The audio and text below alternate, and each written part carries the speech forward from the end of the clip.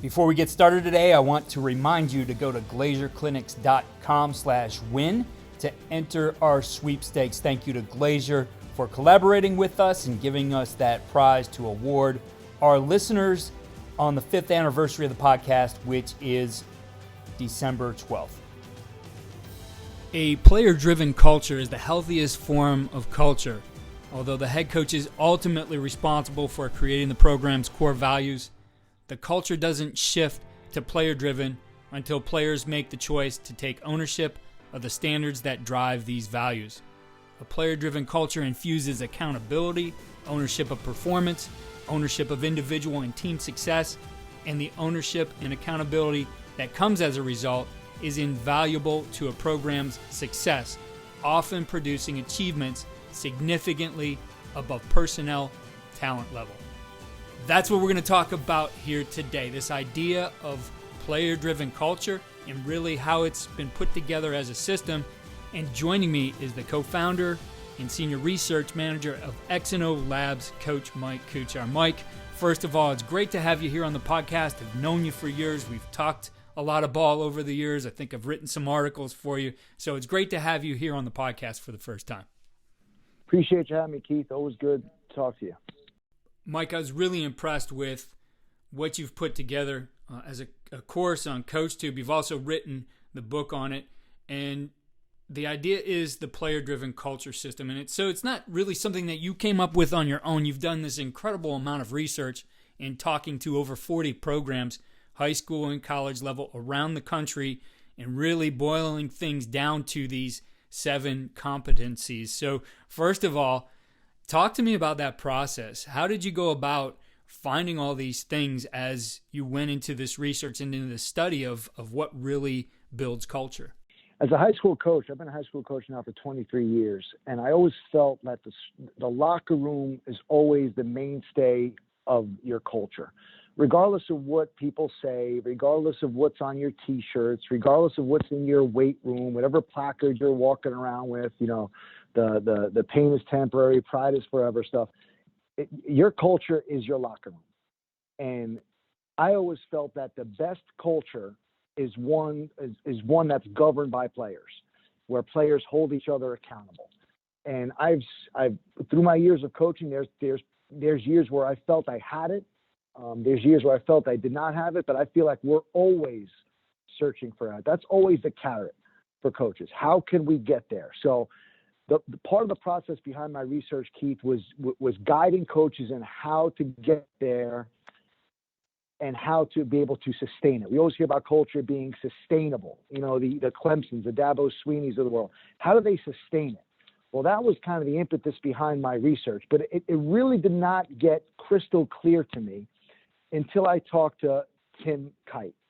And I know, Keith, you probably know who Tim Kite is. Tim Kite was the one that was brought in by Urban Meyer when Urban Meyer first got the job at Ohio State. I think it was 2013 or 2014. And he brought in Tim. 2014. And 2014. And Tim was the one that told me, he said, culture has to be built like a system. And it has to be treated like a system, just like you would install a 4-3 defense, just like you would install a midline triple option offense or a special teams installation. It has to be an installation. And that's where it really started to become clear to me. That was a watershed moment when I had that conversation with Tim. I was fortunate to have him be part of this study. And that's really what he told me. And that's when I felt like, okay, it's a system. I got it. Because, coaches, they say things, they hear things. They're collectors, as you know, Keith, being a coach yourself. They're great collectors, but they need someone to streamline that into a progressive format, just like you would with an install to defense, offense, or special teams. And that's where it kind of became clear to me from that point on. Yeah, Tim has been on the podcast before. We did something live with him and his son, Brian Kite, at AFCA. I think it was in 2017, and also, Brian's done quite a few podcasts with us, actually 3 seasons worth of that with us. So we're very familiar with that system on the podcast. And I agree with you. It does need to be a system. I think the collector side of things certainly resonates with me. I've said it before, I don't know why I still keep it, but I guess it symbolizes years of work, all these notebooks and binders, and cut ups. Yeah. And at the time when, you put it together at VHS, I wasn't of the cut up age where it was actually the film spliced together, but all these things we collect over time, and you have to, though, adapt that to what you're doing. You have to put it within a system that's going to work for you. And what I love about your study is you give multiple examples of how teams apply these competencies, the things they do to bring them alive and to make these things work. So as you were going through your research, did the competencies kind of come clear as you were looking at it, that these are the things, or did you go into it with a framework that you were looking at? I didn't know what the competencies were, and competencies are just a fancy name for behaviors. But what I did know is that system behaviors create habits, and habits drive culture. That's what I did know. And so it's the behavior framework for me was pretty evident in talking to Dabo Sweeney, who was a source for the study, talking to Ed Ogeron, who's a source for the study. The word and Tim, and the behavior word kept coming up to me. And that's felt like, okay, at least there's a pathway for coaches to teach or kind of guide a player-driven culture, and that pathway becomes behaviors. And then once my research started to get going, then I was able to identify what specifically those behaviors were through my conversations, through, as you mentioned, all these sources that contributed to the study. So you start with the first one being messaging, and I think that's one that's clear. I mean, if anything, we're over-messaged today, right? We have all these things we share and ideas, etc. But I think what you've found within these different cultures, that they've done it a certain way that's worked for them, and that it was very clear what their messaging was going to include and how they were going to do it. So what were the things that you found about the competency or the behavior of messaging? Well, it's funny, Keith, because when Dabo, when I meant to talk to Coach Sweeney, when I sat down with Coach, he was the one that told me, he said, anytime you get in front of your team, your message better be clear and it's important. And, I think in the book, in the study, I mentioned the first chapter was a story about Ed Ogeron. And, Ed Ogeron, when he had the job in Mississippi, he had a head coaching job there. He came in there, and his story is well documented. He walked him through the room, and he might have challenged a few players, and he took his shirt off. And, and you could look this stuff up, but, I think we all know the character of Ed in the his book. Yeah. Yeah. And, and he challenged his players. And he told me, like, that was the big moment for him. Now, when he got the job at LSU, he realized that every time you get up there, it's important. So what you say counts and what you say matters. And I agree with you. I think it's fairly an obvious concept, but I don't know how many coaches really take that into consideration and understand that not only what they're saying, but how they're saying it. So in that study, I laid up several ways of messaging, and I called it, direct messaging, which could come from yourself or come from your staff or come from your leaders. Which, people like to talk. They're on social media. We all understand that. But the other form, which I think is probably more efficient, is the indirect messaging, where you're using things like book studies, where you're using things like where you're creating culture cut-ups and you're sending it to players, where it's text messaging, where there's Google, email, and things like that, where you're just continually indirectly messaging whatever core values you have as a program. So I think that's the distinction when I did my research. It's always interesting to say things, but a lot of the best coaches we've been around don't say much. It's how they're kind of conveying that message indirectly through various avenues. The history lesson comes across when, University of Iowa and Clemson, they talk about the culture of their program through other players that have exhibited their core values that are associated with that program. Sean Green from Iowa, they talk about him, and Dabo talks about in the book. I think I mentioned, the running back. I forgot his name. In 2009, 2010 was an excellent running back for them. It's just about kind of about what they do and how they exude or how they exhibit those core values within the program. So there's different ways to message, which I explained in the study, but indirect I felt could be a little more effective. I liked the idea of the culture cut-ups, and it's something that I saw in action and sat down with it was an informal clinic. It was actually at a camp with players and coaches at Quarterback Collective, and Mike Shanahan was talking about this idea of protect the team, and pointing out both examples of, how you protect the team in practice and how you don't. And so that was one of their things they valued. And so he had this whole cut up. Actually, it was like 2 hours of this clinic. It was amazing where he did that. But I think when you can capture those things on film, that this is how we do things, those examples, especially for the way kids, are very visual today, it's about video.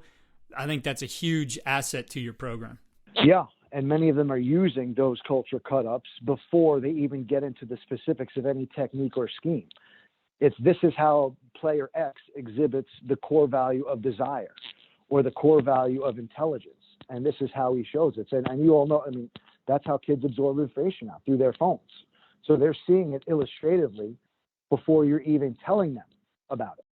Mike, the next one you go into is collaboration, and collaboration is really what this is all about, bringing in your players to the process. So talk to us about some of the key things you found with this behavior.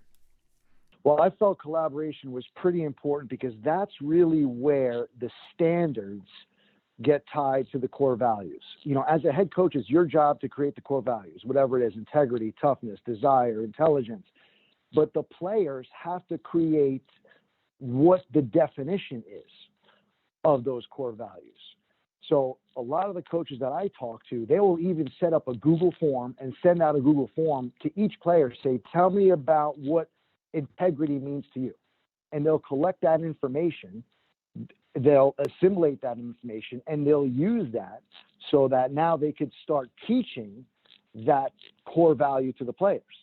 So the collaboration starts with the players actually defining what those standards are, because you have to have the core values first. But, players have to know, especially this day and age, Keith, they have to know why you're doing what you're doing. You can't just tell them, get tougher, be smarter. We've all fell victim to that kind of verbiage. But if you're not defining that for them, you're not helping them. And how you're defining them, I found, is in 4 separate domains. You have to define it on the football field. You have to define it in the classroom. You have to define it in the community. And you have to define it socially as well. And I think that's where or in the strength and conditioning program. And I think that's where players start to understand what the core value means. Because as coaches, we're doing a disservice to ourselves if we're just coaching football, especially a high school coach like myself.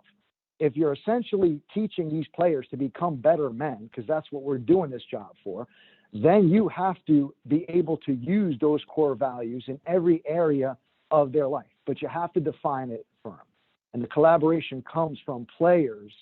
It doesn't have to be your leaders, okay? But players actually establishing those standards that drive those core values. So that was a pretty big, important kind of another watershed moment for me during the research. The delegation of standards built collaboratively by your players that define whatever core values are established by the head coach. We talk about in this game how important relationships are in all kinds of different aspects, whether it's you're in college and you're recruiting a guy, or he's in your room and you're developing him, even the relationships coach to coach, right? All those different types of relationships you have in a program, and the behavior behind that you call connectivity. That, to me, that was something that I've learned when I first started coaching as a college coach. I feel like how many players have an association with coaches that didn't recruit them? Not many. So when I started doing my research, and Jim McElwain at Central Michigan was one that turned my eyes onto this, where he'll just take players and divide them into random groupings. If he has 100 players on the roster, maybe 25 players in each group, picked randomly. He'll assign 1 to 2 coaches per each group. And those groupings will basically, they'll filter through a strength and conditioning program. They'll filter through breakfast. They'll filter through practice. They'll filter through the weight room. And these coaches will just be responsible for monitoring and developing relationship with those particular players. South Dakota State under Coach Nielsen, under Coach Nielsen is another source to this study, where he'll actually have life lessons. Well, he'll divide the roster up positionally, where players will come in and they'll be with each position, and a coach from a different position will come up and just kind of have a meeting. A wide receiver coach will go in a defensive line room, and they'll talk about one of the core values of the program. I think University of Buffalo, Coach Leopold, who's now at Kansas, was a part of this study where they just rotated through their 3 core values. So each group will learn about one of those core values from 3 or 4 different coaches and why that value is important. So not only develop a relationship with another coach from a different side of the ball, but now they're in a different position meeting room with different players who they usually don't associate with on a daily basis. So I think I call that integration methods. There's several there in the study where I talk about how coaches are doing either by position, random grouping, but that I found another way to develop kind of connectivity. And the last thing I'll say about connectivity, Chris Creighton was an excellent source at Eastern Michigan for this study because he really talked about finding the niche in your program. And Chris is a guy that's been through a few different programs, and he really did a good job of understanding the type of people at Eastern Michigan, the blue collar. I don't know if you follow what he does. He used to wear those mechanic shirts on the bowl games. He has the players come down and knock down a wall, a makeshift wall. Even the turf, he got the turf a color slate of gray, just to kind of symbolize that workman-like mentality. And he told me that it took him a while to find out what's different about that program. And I think that's what we have to do as coaches. It doesn't be at the college level. It could be at the high school level. How is our town different? What's the socioeconomics? What's the demographics? What is the historical context of our town? And use that to kind of connect not just your football team, but the town and the community to your football team. And it's not just about giving a T-shirt to the custodial staff. You know what I mean? It's about understanding what type of people are in that town and why football can be important if it's not important already. So that's kind of the process that I walk through in connectivity in each of those facets. It's so important, the connectivity piece, and a lesson really my players taught me around the mid-2000s.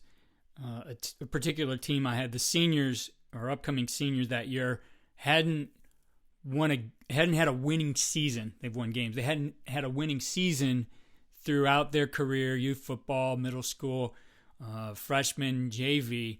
Together, that group hadn't experienced a winning season throughout their careers. And we had a strong leadership group before, but one of the things that these guys, as I pulled them together, and you could skip over them, say, we're going to build it on the younger guys, but I felt like these guys deserved the experience of being seniors, the opportunity to lead and do all those things. And so we started to sit down, and one of the things they said is they didn't feel connected to that group before them, that there was definitely a gap there. And part of it was probably because those are the guys out on the field, but at the same time, they didn't feel it. So one of the things was required of this group. And in that group, I think all but one of them chose to be a part of our leadership team. It was open to them. They had to do certain things. One of the things they had to do was go around and interview everybody on the team and by a certain date in the summer. I said, you need to learn who everybody is on this team. You said connectivity was important, so here's what we're going to do. And, some of them kept notebooks, some of them just, they remembered all this stuff. But, I'd go through and point at a kid and say, hey, who's this kid? What is he on our team? Tell me something about him.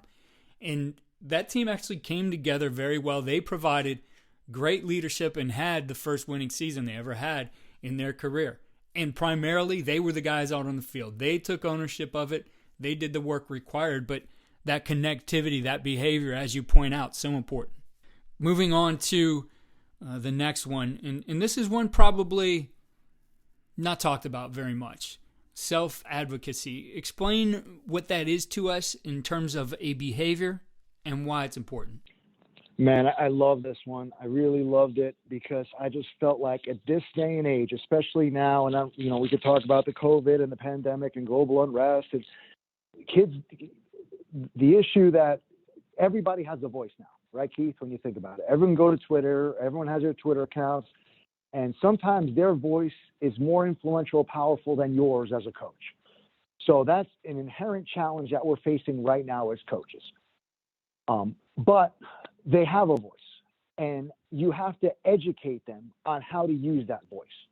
And that was all wrapped up in the behavior of self-advocacy. And I think this really became clear to me when I talked to David Shaw at Stanford, who's another source to this study, where he talked about the responsibility behind it. You have a voice. How are you using that voice? how are you taking ownership of that voice? And that comes through giving players the opportunity in an environment where they have no inhibitions to basically voice what their needs are, right? Because that's what we're here to serve our players. We're here to serve as coaches. And that self-advocacy can manifest itself in, leadership. It can manifest itself in nutrition. It can manifest itself in academics. And why that's important is because it's their team and it's their program. And I feel like we gloss over that as coaches. We assume it's always been done a certain way, so it's always going to be done a certain way. But we're not the players anymore. We're not the ones experiencing that. And I think I got that, Neil Brown of West Virginia was another source to this, where he talked about all Fortune 500 companies are run this way, where everything's on the table, nothing's off limits. Evaluate everything about the program. Evaluate your coaches, evaluate your teammates, but do it in a way that's tasteful. Do it in a way where you can have an open and honest discussion.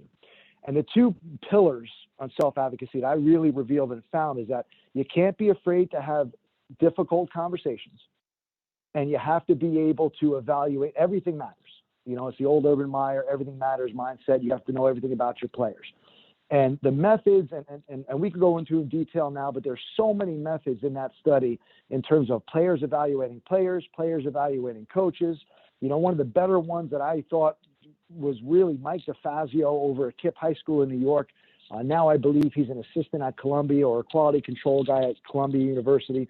He talked about a complete transparent meeting at the end of the year where players are evaluating coaches, they're evaluating each other. Everybody gets in the room and everybody discusses what is on that sheet or what is on that evaluation.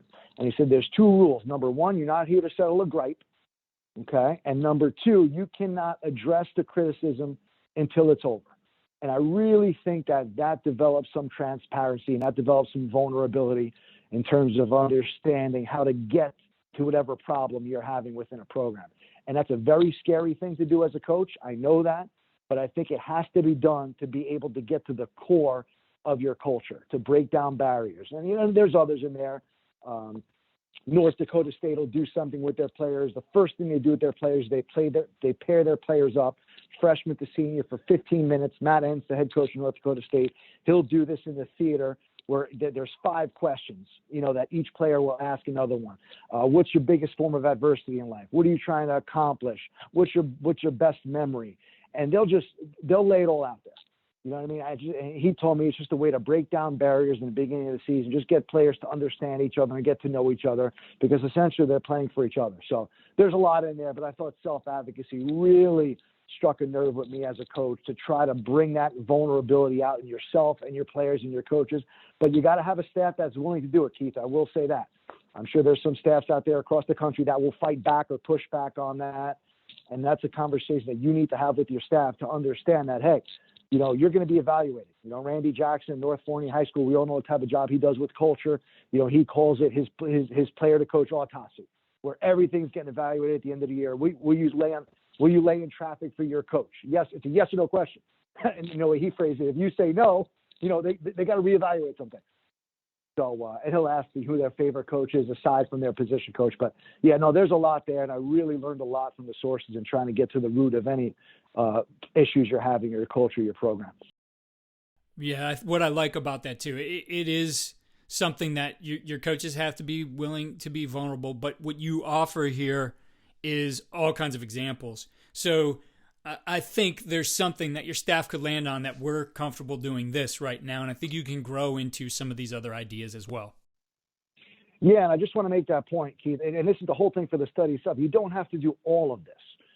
You know what I mean? There's different methods, like you said, in building whatever behavior we're addressing. But yes, you can start small, and you can start anonymously, where there's no name tied to anything. But I think you have to do something, or else you're doing a major disservice to your players. Something that is becoming more and more important to this generation we coach is this idea of emotional awareness, right? And that there's a pathway to it that is mindfulness. So something that I'm bringing on more and more guests, I feel like, over time to talk about some of these things, but emotional awareness, emotional intelligence is another way to talk about it, is so important to the success of an individual and the success of a program. So talk to us about what you found on emotional awareness. Well, I mean, I think, like you said, that's the buzzword now, like that stigma buzzword. I'm seeing it in the NFL commercials now with Peyton Manning talking about getting rid of the stigma. And I don't necessarily agree. I don't know if it's a stigma anymore. I think some of the best, strongest cultured programs I've been around, I think players know enough about each other, especially teenagers. They like to talk. They'll ask those questions. I think it could be a struggle with coaches.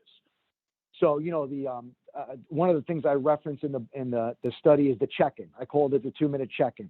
Muskego High School in Wisconsin, very good program out there, does it where a coach will just every day during stretch times, he'll just go approach a player and say, hey, what's in your heart right now? What's in your mind right now? And the staff over there would tell me that sometimes that player could be led to tears, based on telling that coach something that's bothering him. But if you don't ask those questions, you're not going to know. So there's an informal way of doing it, like those check-ins, like what they do at North Dakota State. But there's also a pretty formal way of doing it. I got this from Steve Specht over at San Xavier High School over out by you. And I just feel like what he does with his wellness assessments, I don't know if you got a chance to see this, but what he does is he actually has players evaluate themselves on a 1 to 5 scale on sleep.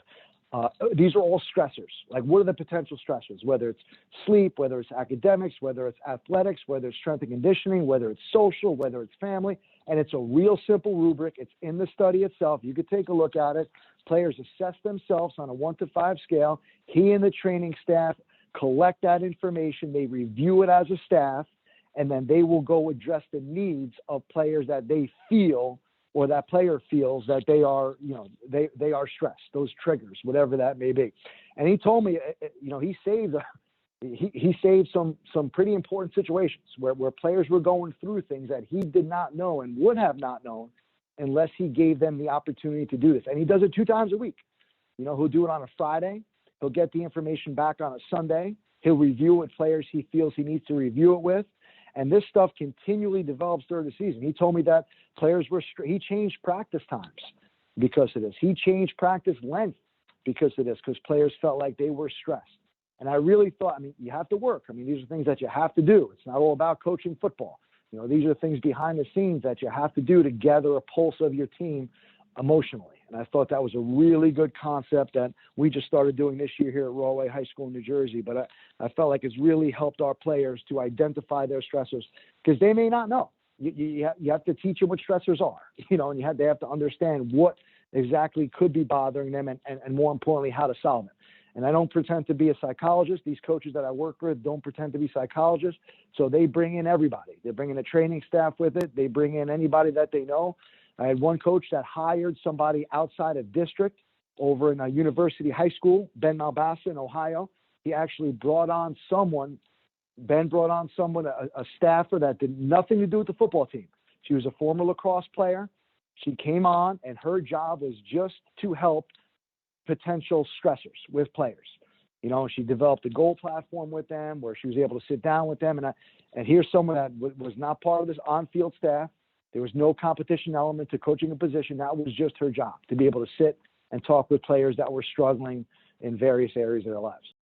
Yeah, I know Ben and what he does, and I certainly know Coach Specht, and I know Coach Specht really values what he can learn from his players. I know they're a team that wears the GPS type of things on their players so they can track the physical element of their performance, etc. But I love what he put together and what you shared in the study as far as this idea of emotional awareness.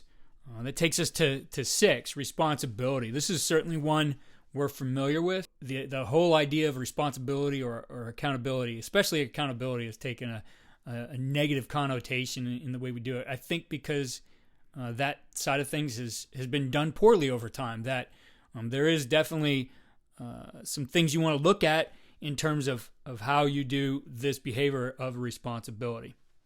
Yeah, there's a lot there. If I were to really pinpoint one thing, I would really specifically address the leadership group and the leadership councils. I feel like that has now altered over time, where you're empowering players, you're teaching them leadership before, I just think that the days of just selecting captains have kind of fallen by the wayside. I think players are in a position now in a player-driven culture to earn that.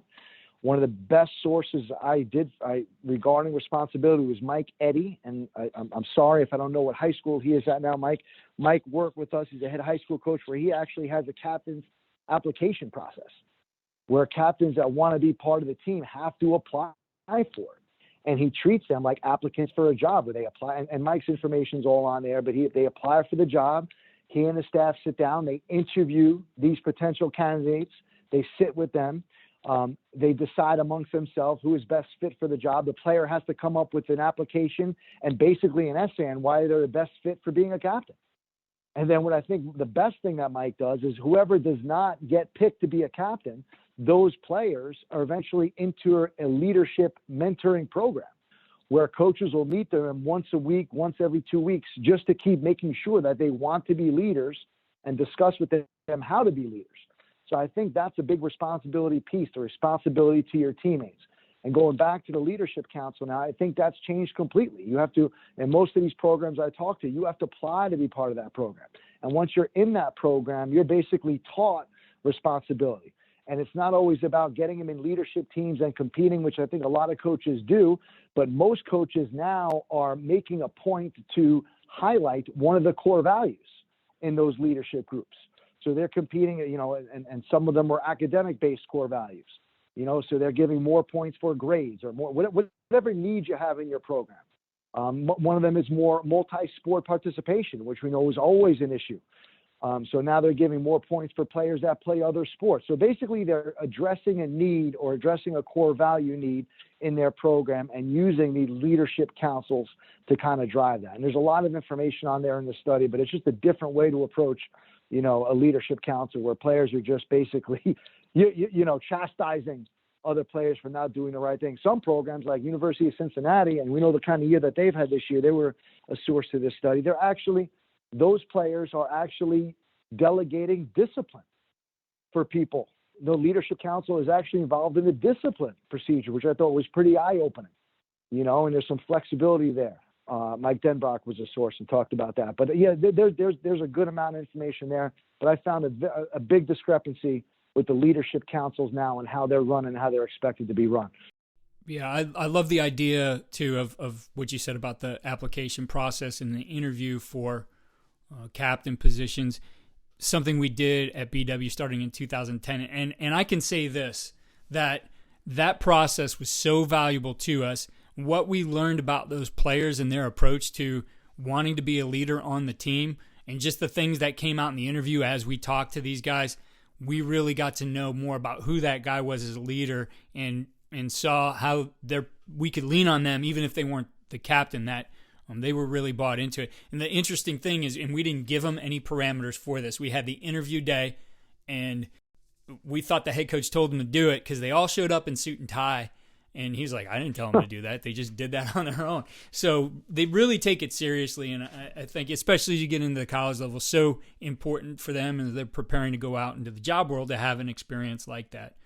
Okay, and then that takes us to the last one here, Coach. And the behavior you focused on was resiliency. And the idea that came up throughout this was failure being growth and the difference between failing and failure. Yeah, and I think, Sean Lewis, head coach at Kent State, he's the one that told me that if you're not putting your players in a position to fail every day, you are not helping them.